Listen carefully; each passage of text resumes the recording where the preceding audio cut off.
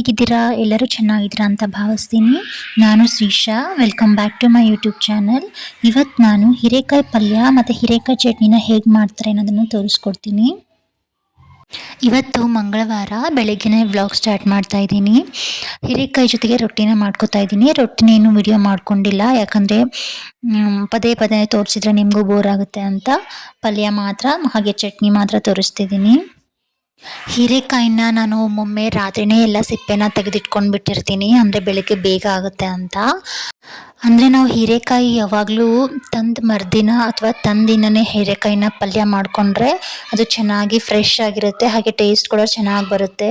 ನಾವು ಅದನ್ನು ಫ್ರಿಜ್ಜಲ್ಲಿ ಇಟ್ಟು ಒಂದೆರಡು ದಿನ ಆದಮೇಲೆ ಮಾಡಿದರೆ ಅದಷ್ಟು ಟೇಸ್ಟ್ ಚೆನ್ನಾಗಿ ಬರೋದಿಲ್ಲ, ಸ್ವಲ್ಪ ಎಲ್ಲ ಒಣಗೋದಂಗೆ ಆಗಿರುತ್ತೆ. ಹಾಗಾಗಿ ಬೇಗನೆ ಮಾಡಿಕೊಂಡ್ರೆ ತುಂಬಾ ಒಳ್ಳೆಯದು. ಹೀರೆಕಾಯಿ ಎಳೆದಿದ್ರೆ ತುಂಬಾ ಟೇಸ್ಟ್ ಚೆನ್ನಾಗಿ ಬರುತ್ತೆ, ಅದೇ ಸ್ವಲ್ಪ ಬಲ್ತಿದ್ರೆ ಅದು ಅಷ್ಟೊಂದು ರುಚಿಯಾಗಿರೋಂಗಿಲ್ಲ. ಹಾಗೆ ಈ ಪಲ್ಯ ಮಾಡೋದು ಸಹ ತುಂಬಾ ಈಸಿ. ಇದನ್ನು 2 ಥರ ಮಾಡಬಹುದು. ಇವತ್ತು ನಾನು ಹೋಳಾಗಿ ಹೆಚ್ಕೊಂಡು ಪಲ್ಯನ ಮಾಡ್ತಾಯಿದ್ದೀನಿ. ಇನ್ನೊಂದು ಸ್ವಲ್ಪ ದಪ್ಪದಾಗಿ ಹೆಚ್ಕೊಂಡು ಶೇಂಗಾ ಎಲ್ಲ ಫ್ರೈ ಮಾಡಿಕೊಂಡು ಅದು ಬದನೆಕಾಯಿ ಮಾಡ್ತೀವಲ್ಲ ಆ ಥರನೂ ಇದನ್ನು ಮಾಡ್ಕೋಬಹುದು. ಅದನ್ನು ನೆಕ್ಸ್ಟ್ ವಿಡಿಯೋದಲ್ಲಿ ಯಾವಾಗಾದರೂ ತೋರಿಸ್ತೀನಿ.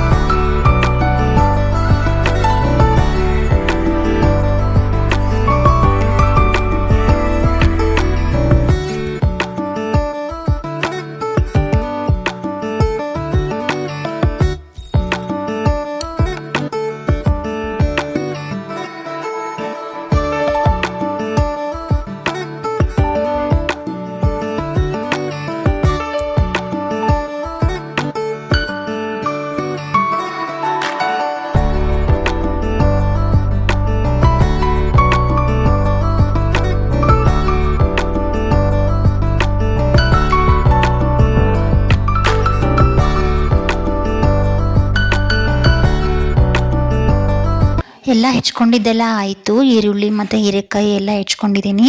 ಇವಾಗ ಹೀರೆಕಾಯಿ ಚಟ್ನಿಗೆ ಮೊದಲು 12 ಮೆಣಸಿನ್ಕಾಯಿ ಹಾಕ್ಕೊಂಡು ಹುರ್ಕೋತಾ ಇದ್ದೀನಿ. ಜಾಸ್ತಿ ಖಾರ ಬೇಕು ಅಂತಂದರೆ ನಾವು ಜಾಸ್ತಿ ಮೆಣಸಿನ್ಕಾಯಿ ಹಾಕ್ಕೋಬೋದು, ಇಲ್ಲ ನಮಗೆ ಖಾರ ಕಡಿಮೆ ಬೇಕು ಅಂತಂದರೆ ಮೆಣಸಿನ್ಕಾಯಿನ ಇನ್ನೂ ಕಡಿಮೆ ಸಹ ಹಾಕ್ಕೋಬೋದು. ನಾವು ಸ್ವಲ್ಪ ಜಾಸ್ತಿ ಖಾರ ತಿನ್ನೋದ್ರಿಂದ ನಾನು ಸ್ವಲ್ಪ ಜಾಸ್ತಿನೇ ಹಾಕ್ಕೊಂಡಿದ್ದೀನಿ. ಮೆಣಸಿನ್ಕಾಯಿ ಒಂದು 5 ಮಿನಿಟ್ಸ್ ಹುರ್ಕೋಬೇಕು. ಅದಾದ ನಂತರ ಸ್ವಲ್ಪ ದಪ್ಪದಾಗಿ ಹೆಚ್ಕೊಂಡಿರೋ ಈರುಳ್ಳಿನ ಹಾಕ್ಕೋತಾ ಇದ್ದೀನಿ. ಈರುಳ್ಳಿನ ನಾನಿಲ್ಲಿ 1 ಈರುಳ್ಳಿನ ಹಾಕ್ಕೋತಾ ಇದ್ದೀನಿ. ನಿಮಗೆ ಸ್ವಲ್ಪ ಖಾರ ಕಡಿಮೆ ಬೇಕು ಅನ್ನೋರು ಈರುಳ್ಳಿನ ಸಹ ಜಾಸ್ತಿ ಹಾಕ್ಕೋಬೋದು. ಅದನ್ನು ಸಹ ಸ್ವಲ್ಪ ಕೆಂಪಾಗೋವರೆಗೂ ಹುರ್ಕೊಂಡು ಅದಾದ ನಂತರ ಹೀರೆಕಾಯಿ ಸಿಪ್ಪೆನ ಹುರ್ಕೊಳ್ಳೋಕ್ಕೆ ಹಾಕ್ಕೋತಾ ಇದ್ದೀನಿ. ಹೀರೆಕಾಯಿ ಸಿಪ್ಪೆ ಸ್ವಲ್ಪ ಬಾಡೋವರೆಗೂ ಹುರ್ಕೋಬೇಕಾಗುತ್ತೆ. ಇದಾದ ನಂತರ ಒಂದು 7-8 ಎಸಳು ಬೆಳ್ಳುಳ್ಳಿ ಹಾಗೆ ಸ್ವಲ್ಪ ಶುಂಠಿನ ಹಾಕ್ಕೋಬೇಕು. ಅದಾದಮೇಲೆ ಸ್ವಲ್ಪ ಕರಿಬೇವು ಹಾಗೆ ಕೊತ್ತಂಬರಿ ಮತ್ತು ಸ್ವಲ್ಪ ಹುಳಿ ಅಂತಂದರೆ ಹುಳಿಗೆ ಚಟ್ನಿ ಕೆಡಬಾರ್ದು ಅಂತಲೂ ಹಾಕ್ತಾರೆ. ಹಾಗೆ ಸ್ವಲ್ಪ ಟೇಸ್ಟಿಗೂ ಸಹ ಹುಣಸೆ ಹಣ್ಣನ್ನು ಹಾಕ್ಕೋಬೋದು.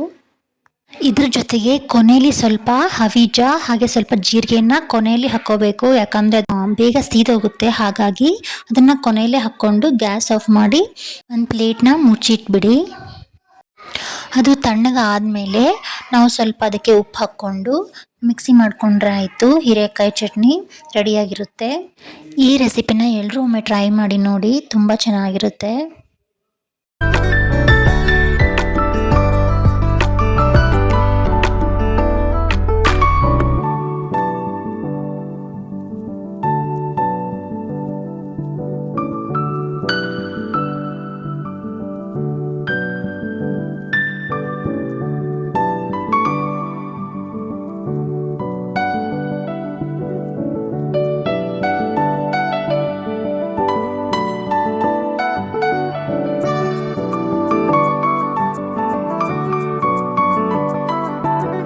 ಚಟ್ನಿ ಮಾಡ್ಕೊಂಡಿದ್ದಾದ ನಂತರ ಇಲ್ಲಿ ಹೀರೆಕಾಯಿ ಪಲ್ಯಗೆ ಇಟ್ಕೊಂಡಿದ್ದೀನಿ.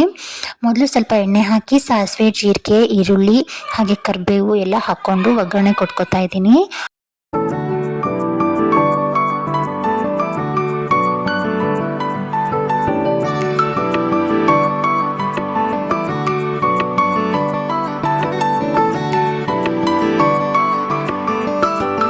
ಈರುಳ್ಳಿ ಸ್ವಲ್ಪ ಚೆನ್ನಾಗಿ ಫ್ರೈ ಆದ ನಂತರ ಹೀರೆಕಾಯಿ ಹಾಕ್ಕೋತಾ ಇದ್ದೀನಿ.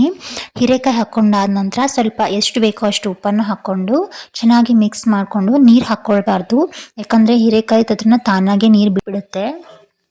ಅದಾದ ನಂತರ ಸ್ವಲ್ಪ ಅಚ್ಚ ಖಾರದ ಪುಡಿ ಹಾಕ್ಕೊತಾ ಇದ್ದೀನಿ. ಆಮೇಲೆ ಅದನ್ನು ಚೆನ್ನಾಗಿ ಮಿಕ್ಸ್ ಮಾಡಿಕೊಂಡು ಒಂದು 5 ಮಿನಿಟ್ಸ್ ಬೇಯಿಸ್ಕೊಂಡ್ರೆ ಸಾಕು, ಹೀರೆಕಾಯಿ ಪಲ್ಯ ರೆಡಿಯಾಗಿರುತ್ತೆ.